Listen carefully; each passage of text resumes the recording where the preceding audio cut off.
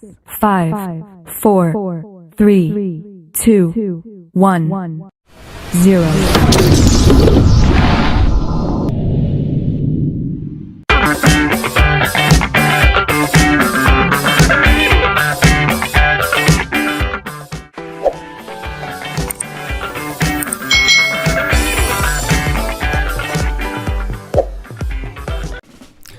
Hai, selamat datang di channel YouTube Kak Citra. Apa kabar adik-adik semuanya? Kak Citra berharap kalian dalam keadaan yang baik, sehat, dan siap untuk belajar ya. Hari ini kita akan belajar bersama-sama untuk mata pelajaran tematik kelas 6. Kita belajar di tema 8, Bumiku. Subtema 2, Bumiku dan musimnya, pembelajaran yang kelima. Mari adik-adik kita belajar dengan penuh semangat ya. Adik-adik perhatikan gambar berikut ini. Ini bumi sedang mengelilingi matahari dan bulan sedang mengelilingi bumi. Perputaran bumi mengelilingi matahari dan perputaran bulan mengelilingi bumi menyebabkan gerhana bulan dan gerhana matahari adik-adik. Apa ya perbedaan antara gerhana bulan dan gerhana matahari? Lalu bagaimana posisi bumi, bulan, dan matahari jika terjadi gerhana bulan dan gerhana matahari?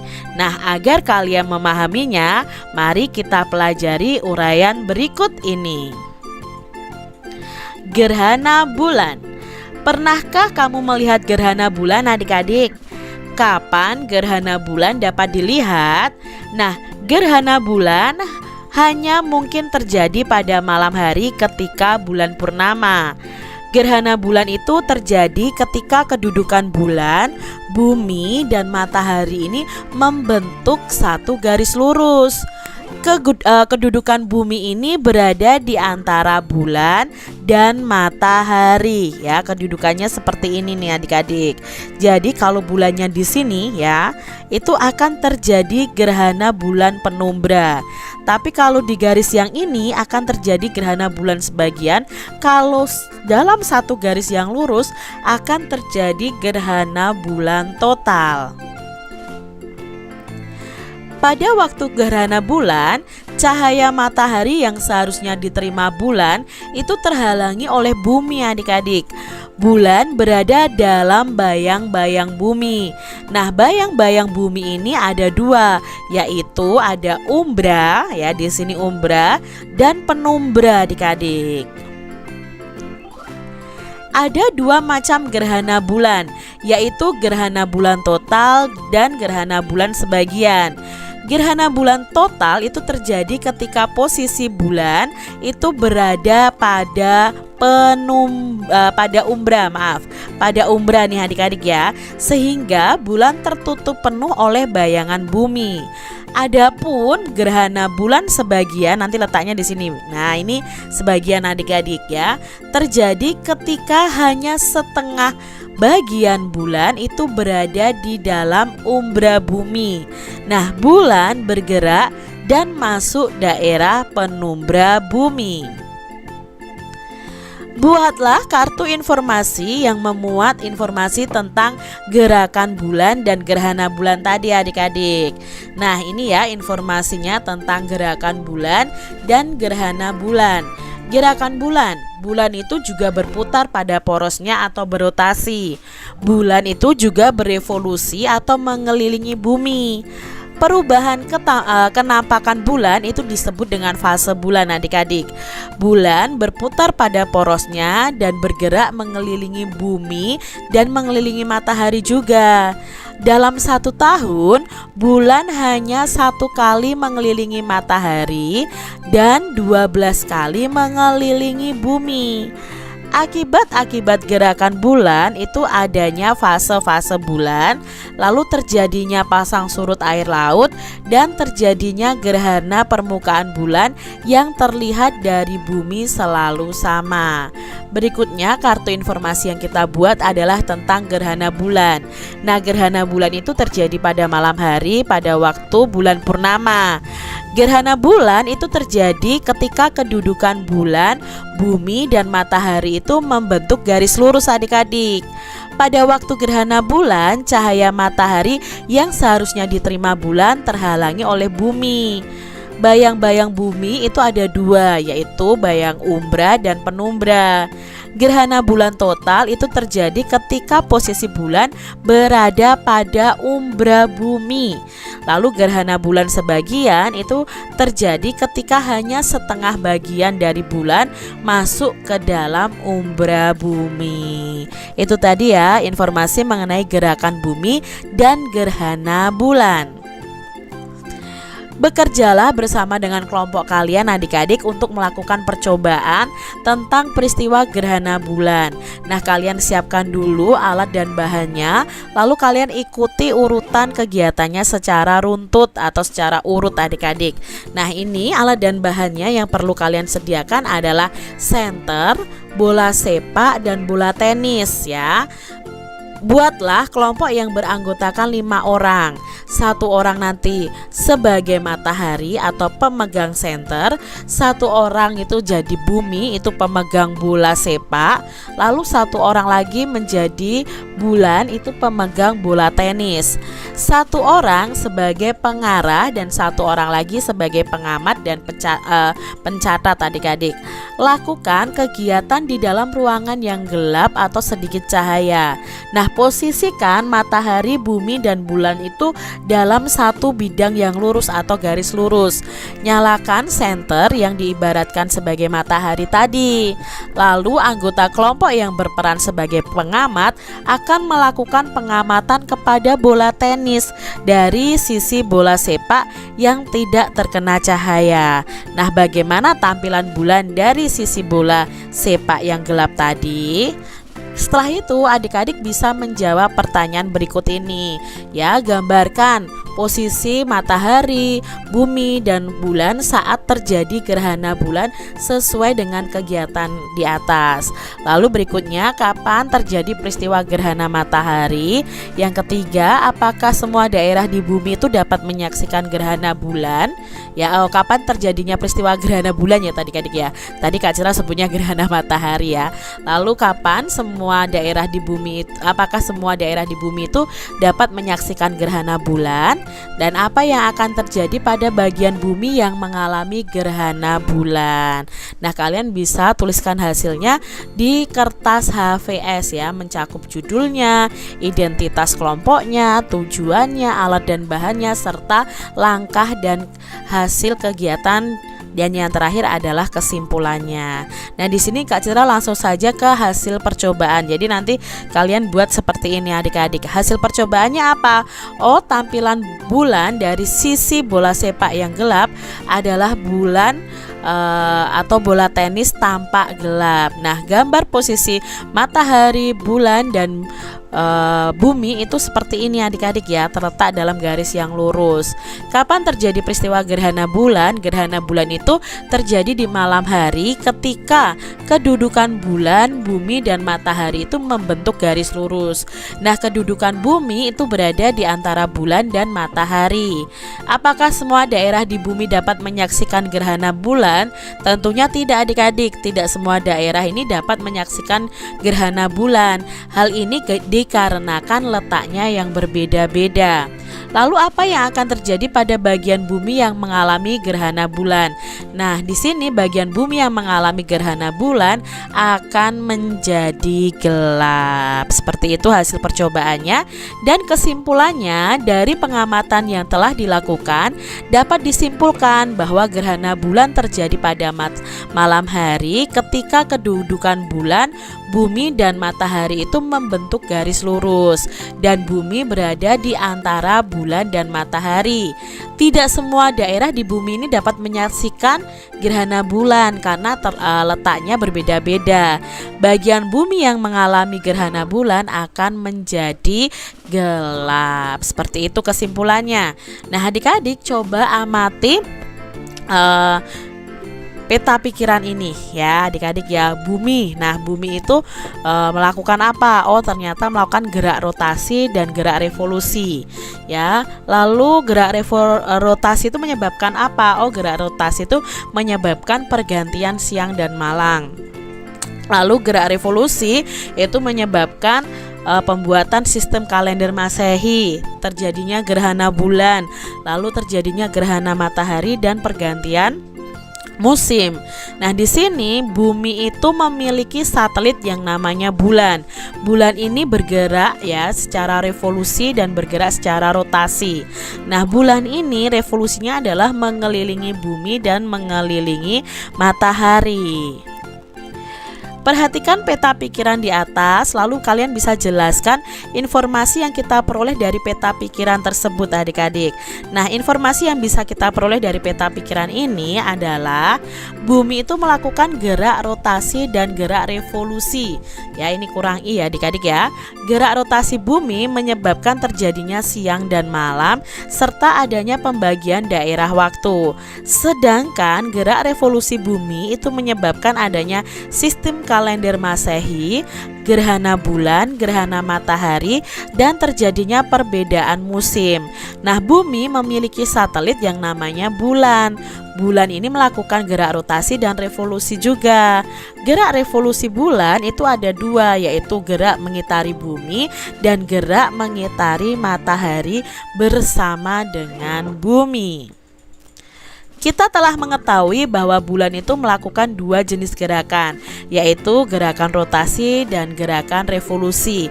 Kita cari informasi yang lebih rinci tentang hal tersebut. Gerakan bulan. Nah, berikut ini jenis gerakan bulan beserta akibatnya adik-adik. Yang pertama, bulan itu melakukan rotasi atau rotasi bulan. Nah, sama halnya dengan bumi dan planet lainnya, bulan ini juga berputar pada porosnya atau berotasi. Waktu yang diperlukan bulan untuk melakukan satu kali rotasi sama dengan waktu yang diperlukan bulan untuk berevolusi mengelilingi bumi. Dapat dikatakan bahwa periode rotasi bulan sama dengan periode revolusinya. Hal ini menyebabkan permukaan bulan yang menghadap bumi akan selalu terlihat sama. Yang kedua adalah revolusi bulan mengelilingi bumi. Nah, selain berputar pada porosnya, bulan itu juga bergerak mengelilingi bumi yang disebut dengan revolusi bulan adik-adik. Akibat revolusi bulan akan tampak berubah-ubah nih adik-adik ya, jika dilihat dari bumi. Nah, perubahan ini disebut dengan fase bulan. Fase bulan itu dipengaruhi oleh posisi bulan terhadap bumi dan matahari. Nah, ini adik-adik ada fase bulan cembung, bulan penuh, bulan sabit, bulan mati ya. Lalu ada bulan paruh dan bulan purnama dan lain sebagainya. Itu nama-nama fase bulan. Berikutnya ada revolusi bulan mengelilingi matahari. Nah, di sini selain berputar pada porosnya dan bergerak mengelilingi bumi, bulan ini juga bergerak mengelilingi matahari. Karena bulan ini merupakan satelit alami bumi yang bergerak selalu mengelilingi bumi, jadi ketika bumi bergerak mengelilingi matahari, maka bulan pun akan melakukan hal yang sama adik-adik. Waktu yang diperlukan bulan mengelilingi matahari itu sama dengan waktu yang diperlukan bumi mengelilingi matahari. Dapat disimpulkan bahwa dalam 1 tahun bulan hanya 1 kali bergerak mengelilingi matahari dan 12 kali bergerak mengelilingi bumi. Nah, hal inilah yang menyebabkan ada 12 bulan selama 1 tahun dalam kalender. Manusia hanya dapat merasakan akibat yang ditimbulkan oleh gerakan bumi, baik gerak rotasi maupun gerak revolusi. Ya adik-adik ya. Berikut akibat-akibat gerak bulan. Nah, di sini ada beberapa akibat gerak bulan. Yang pertama adanya fase-fase bulan ini ya. Ada bulan sabit, bulan paruh, bulan cembung, bulan purnama ya, bulan mati dan lain sebagainya. Lalu terjadinya pasang surut air laut. terjadinya gerhana dan permukaan bulan yang terlihat dari bumi itu selalu sama. Itu akibat dari gerakan bulan. Berdasarkan informasi tadi, kamu dapat melengkapi peta pikiran di bawah ini dengan memberikan penjelasannya adik-adik. Nah, di sini Kak Citra akan menjelaskan gerakan bulan ya.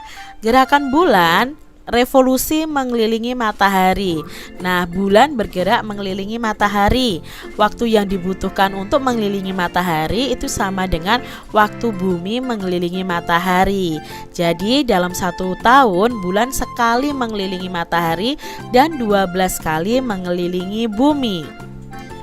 Revolusi mengelilingi bumi. Nah, gerakan bulan itu berevolusi mengelilingi bumi. Itu bulan bergerak mengelilingi bumi, lalu terjadi perubahan ketampakan bulan yang disebut dengan fase bulan.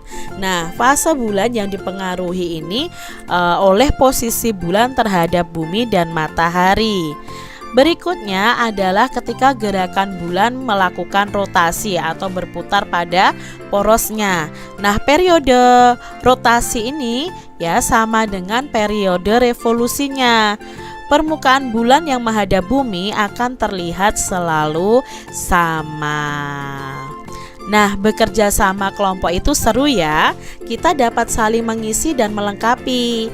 Ayo kita perkuat kerjasama kita dengan berlatih menari dalam kelompok. Nah, di sini adik-adik, ayo kita berlatih menari gantar, sebuah tarian tradisional dari Kalimantan.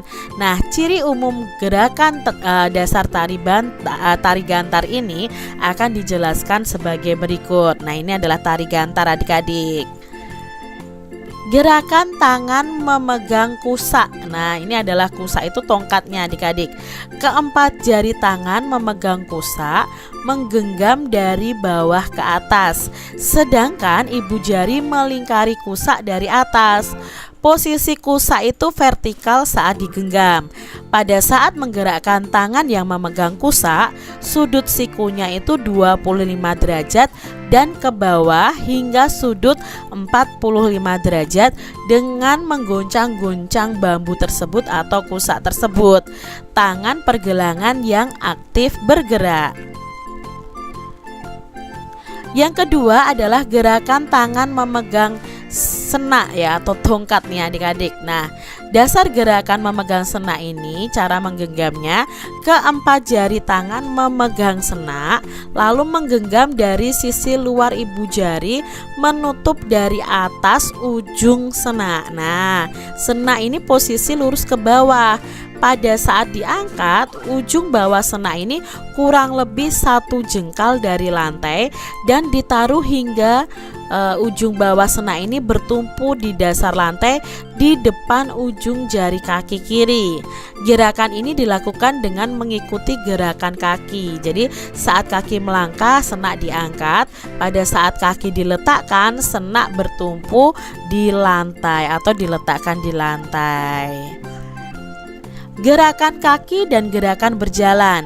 Nah, posisi awal kedua kaki itu sejajar. Sebelum kaki dilangkahkan, ujung jari kaki menumpu dan menyentuh lantai. Kemudian dilangkahkan adik-adik. Nah, gerakan ini dilakukan bergantian dengan kaki melangkah dari kanan kiri dalam hitungan 1 sampai 4 atau sesuai yang dikehendaki oleh pelatih tari. Tumit kaki itu akan menumpu lantai. Sebaliknya, jari-jari kaki ke atas dengan arah hadap kaki agak ke kanan 25 derajat dan lurus ke depan. Lalu tumit di kaki diangkat dan ujung-ujung jari kaki menumpu lantai. Kemudian kaki ditarik ke belakang agak ke samping melampaui kaki kiri. Lalu ujung kaki kiri ini menyentuh lantai dan berat badan pada kaki yang satunya. Jadi mungkin kalau kalian diterangkan melalui teori seperti ini agak susah adik-adik. Jadi kalian bisa cari tahu bagaimana mempraktekkan tari gantar ini. Lalu gerakan posisi badan. Nah, di sini ya, pada dasarnya gerakan dan posisi badan saat melakukan gerak tari gantar ini dalam posisi biasa. Begitu juga pada gerak tari lainnya dari pedalaman Kalimantan Timur. Kalaupun ada tekanan itu pada posisi badan. Tekanan itu tidak terlalu ditonjolkan seperti pada waktu badan merendah. Nah, pantat tidak ditonjolkan ke belakang seperti pada ciri khas tari Bali, dan tidak membusungkan dada ke depan dan ke belakang hingga badan merendah untuk mengimbangi. Nah, gerakannya seperti ini adik-adik.